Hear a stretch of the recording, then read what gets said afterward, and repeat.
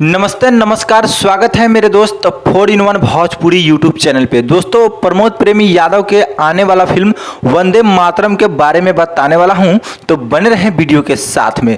जी हां, सुपरस्टार गायक व अभिनेता प्रमोद प्रेमी यादव व मुन्ना तूफानी के फिल्म वंदे मातरम के फर्स्ट लुक जारी कर दिया गया है।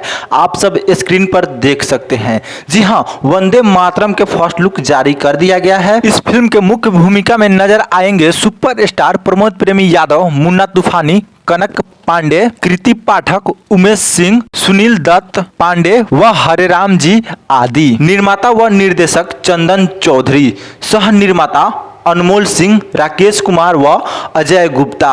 संगीत छोटे बाबा व विनय विनायक। जी हां, आप सब कमेंट करके जरूर बताइए कि प्रमोद प्रेमी यादव के फिल्म वंदे मातरम के फर्स्ट लुक आप सभी को कैसा लगा और कितने लोग इस फिल्म का ट्रेलर देखने के लिए बेताब है, इंतजार कर रहे हैं। जी हां, मैं जेपी राजा फिर मिलते हैं नई और ताजा खबरों के साथ। तब तक के लिए बने रहें सबसे तेज व विश्वसनीय न्यूज चैनल 4-in-1 भोजपुरी के साथ।